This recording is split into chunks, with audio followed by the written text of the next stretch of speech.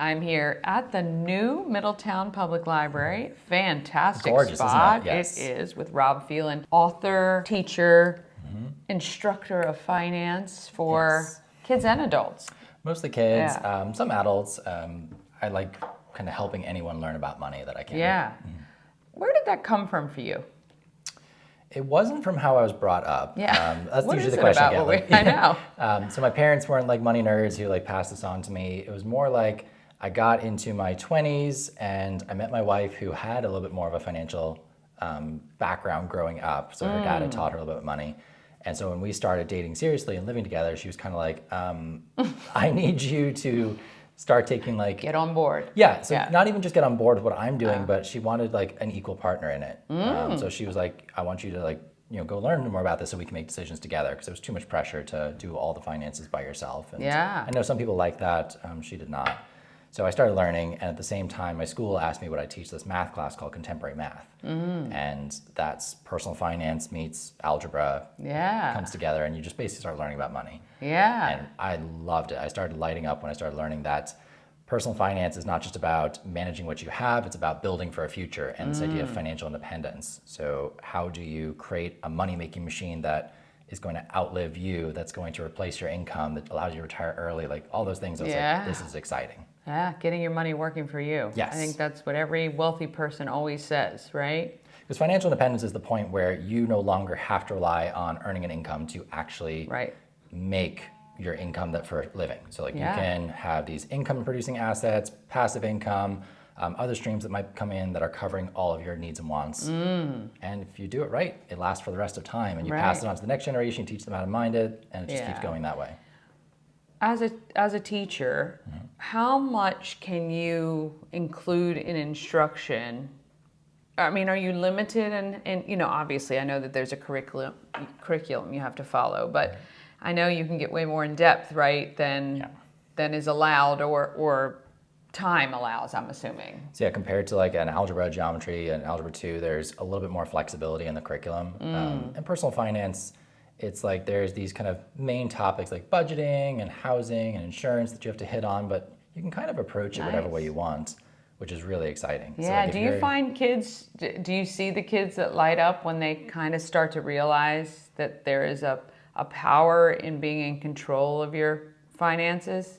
It's a spectrum. So you get some kids who from day one, they are so into it and their eyes are wide open, they're staring at you, they're taking in everything.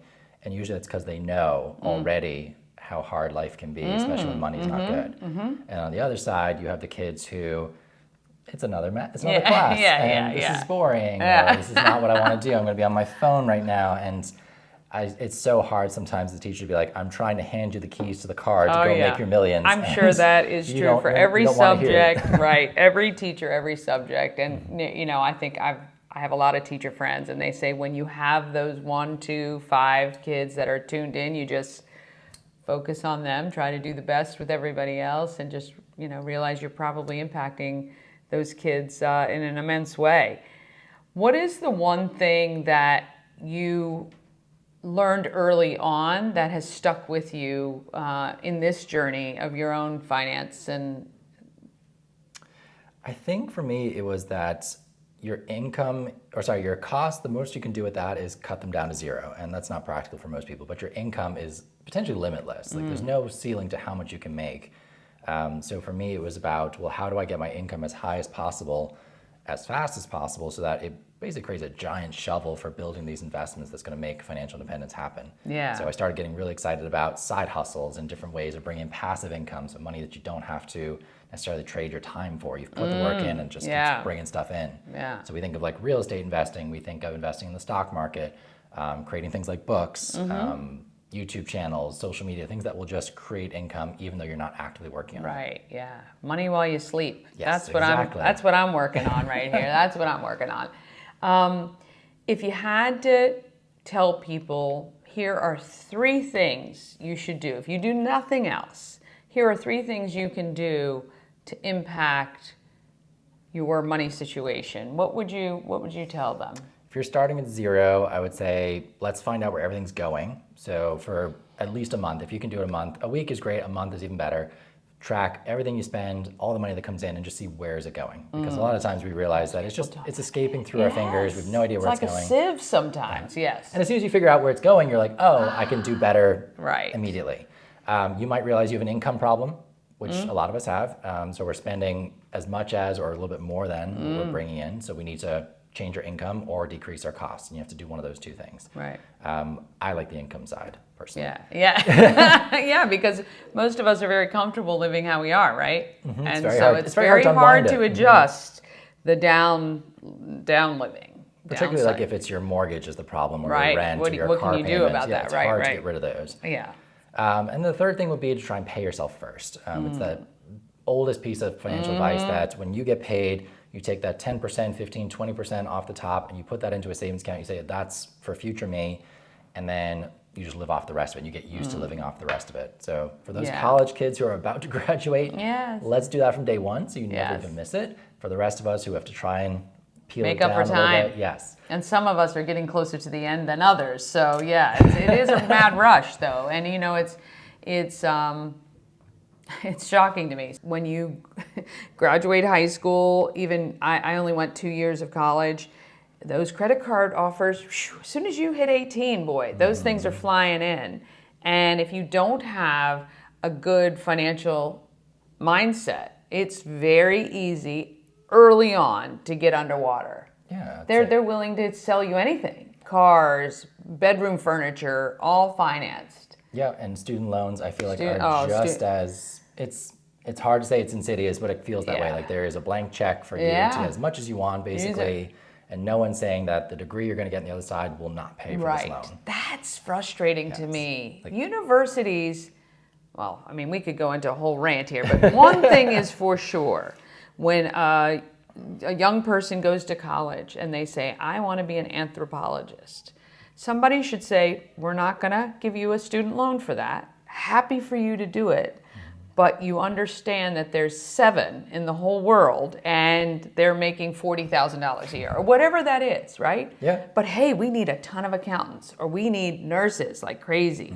Now, we'll finance you all day long and you only have to pay back 75% of it or 50% of it because those are a need. Yeah. Why don't we do that structure? I don't know. It's like if it was private loans, like mortgages, car loans, they immediately look at, well, how much debt do you have? What's your income going to be? What's the risk? Will you be able to pay this back? Yeah. So I don't know why we don't do that there. No, teachers, same thing. And like there's teachers out there who are taking out $200,000 in student loans to make $50 a year. Right. And the math is not mathing. The math is not mathing. But look, we appreciate everybody who's going into some of these jobs. Just you have to know it's going to be rough on the other side. And I really do wish there was at least one little point at which people said, hey, you do realize, like on average, this is what it's going to be.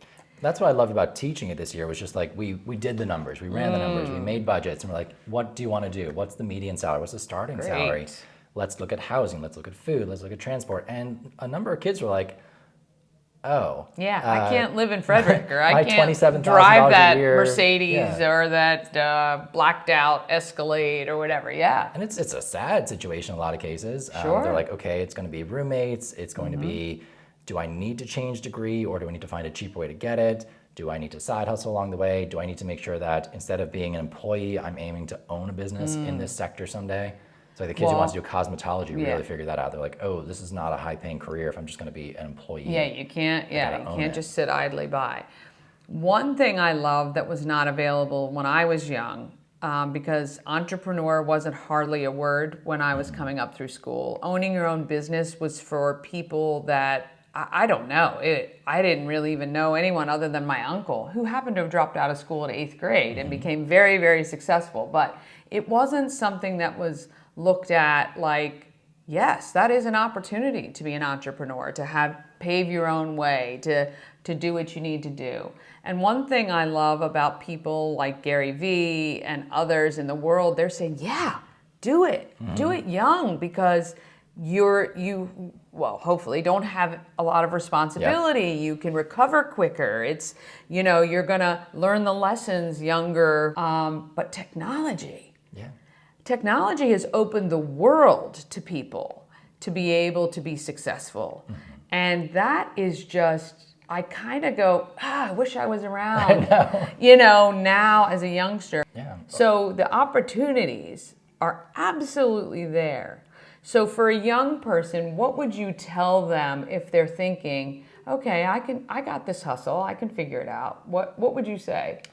I would say, like, let's try it. Like, what can you put in place that gives you the space to experiment and grow with this? So how do you do it at the lowest cost point possible? So it's called your minimum viable product. So how do I solve the problem or achieve what I'm trying to do with as little cost and frill as possible?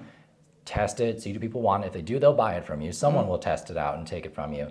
With your profits, build it, add in more. Like, what do you want to add in next? How do you want to get towards that vision that you really have? And you might have a part-time job during this time. That's fine. Yeah. Something just to keep like food in your belly, lights on, that sort of thing. And then you grow into this business that's kind of like the risk-averse way of doing it. Like if you're like, I don't want to take on a big debt to do this, open a shop front, and then be that statistic of like 1 in 5 businesses fail. Right. Like that's a hard one. But like if you can do this slow and steady, there's no risk. Like my business has no debt whatsoever. The profit margin is several 100% more than the cost. Like, because I don't want the risk. I want to grow slow, steady.